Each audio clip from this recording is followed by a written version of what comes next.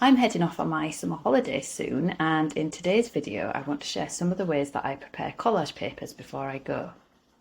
If you're new around here, my name's Rebecca Chapman and I share videos about sketchbooks, mixed media and making art that's intuitive, playful and usually inspired by the world around us. If that sounds like your kind of fun too, then you are very welcome here. And I also send out a monthly Creative Fix newsletter, which it's free and it's packed full of inspiration and behind the scenes stuff. So there's a link for that in the description below if you're interested too. This video is especially for those of you who go on holiday with the best of intentions of filling a sketchbook and then you come back with all those blank pages. I have been there too. But making collage papers ahead of your trip is a great way to get ahead. And then once you're on holiday, you can quickly start pages with your papers and beat that fear of the blank page. At the end of the video, I'm also going to share a few tips for using your papers out on location. So stick around for that, as that's a bit that I know some people find a little bit tricky. So for my holiday, I'm going to be headed to Cornwall, which is in the southwest of England. It's a place I've visited many times and I've made a lot of art about it. I already know the landscape pretty well, so I already have a sense of the kinds of scenes and colours that I'm going to encounter there. I'm hoping that the weather is going to be better than it is today. I'm not sure if you can hear the rain hitting the window, but let's have some fingers crossed for sunshine for us. I want to create a stash of collage papers that I can take away with me to use as backgrounds in my travel sketchbook. And the idea is that that will take away the fear of the blank page when I'm out on location and just make it quicker and easier to start in my sketchbook. I want to be inspired by the landscape, but I want something that's quite abstract and loose. So that's the feeling I'm going for with these collage papers. I'll be working with acrylic paint mainly, plus some acrylic inks, lots of different mark making tools and just some simple inexpensive paper.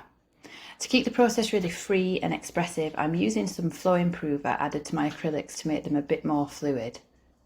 And I'm also using tools that are quite hard to control, like these long brushes and these scrapers. You really never know what kind of marks you're going to get with these, and that unpredictability is what I'm after. I'm also going to be working on really large sheets of paper. This is just a roll of children's drawing paper, so it's quite thin. It will allow me to make many layers on it because it is quite thin. It's not going to hold the fluid paint that well, but I'm not going to be precious about it, and that makes it easier to kind of let go and play. Okay, I'm ready. I'm going to get stuck in. You're going to be watching over my shoulder as I create these papers, and I'll see you on the other side and we can have a look and see how I've got on.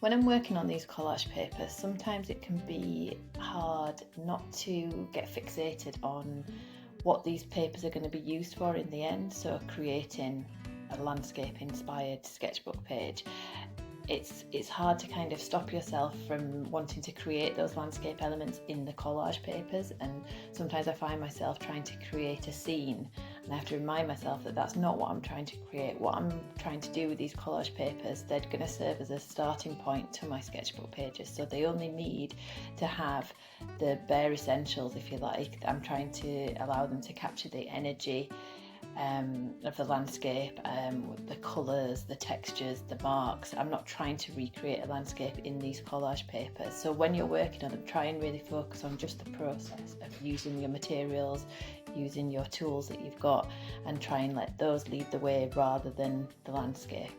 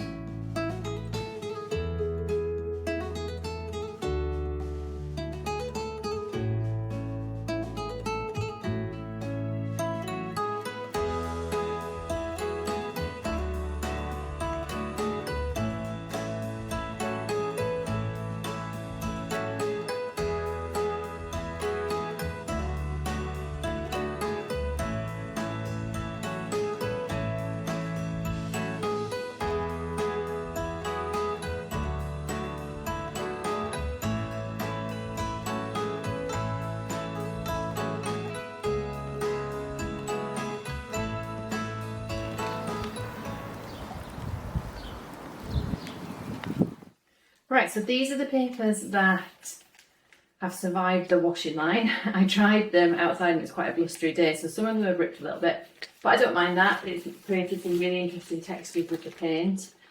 And these lovely bright yellow ones. These big sheets with lots of colour on. And lots of blues as well.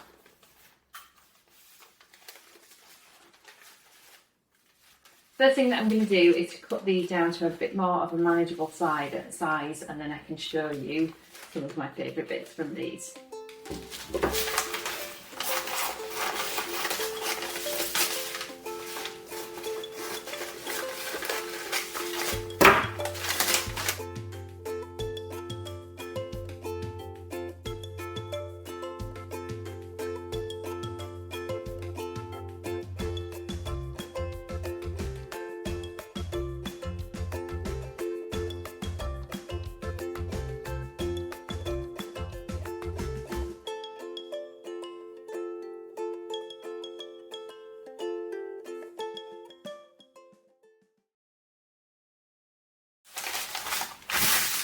So I've picked out some of my favourite papers from these. You have to remember when you're looking through these that if you find some bits where you think, oh god, I really don't like that, it doesn't matter, you don't have to use that paper.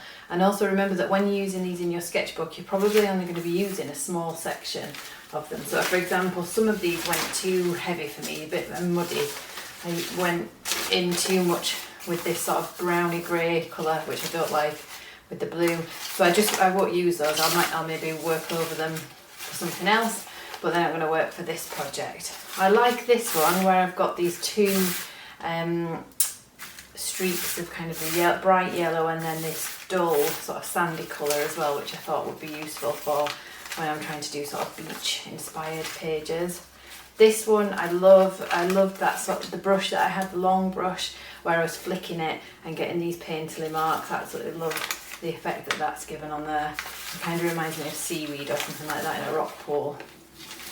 And the same on here, with that yellowy green against the pink.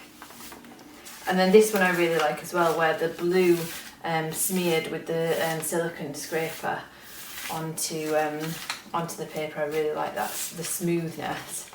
And then also using the hairdryer turned out to be one of my favourite tools in this session as well. So blowing the paint when it was wet and getting these dramatic sort of drip marks and layering those up with the wash behind really worked as well.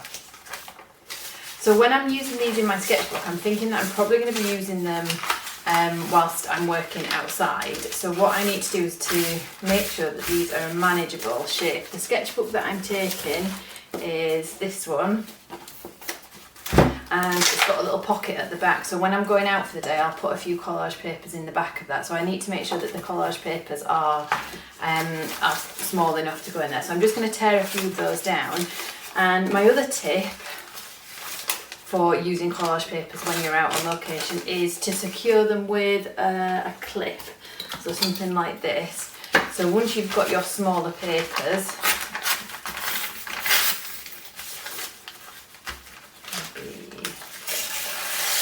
this sort of size, I can put them in my clip, keep them all together, and then I can just cut them off from there or tear them off when I'm working outside, and that just stops them blowing away in the wind, because that has happened before. So keep them all together in a clip and make sure that they are a manageable size to go into the back of your sketchbook or into however you're going to carry them when you're out. Thank you so much for watching the video today. I do hope you've enjoyed it, and maybe it's inspired you to pick up some collage papers and maybe an old sketchbook that you haven't filled yet. Take it on holiday with you and see how you get on. If you try this technique, I'd love to know. Let me know in the comments below, and hopefully the next time you see these papers, they'll be in my full to bursting holiday sketchbook that I'll have made under the sunny Cornish weather. Let's hope, eh? Hit subscribe to the channel if you want to see that next video. I'll share the sketchbook with you, and thank you so much for watching today. See you again soon.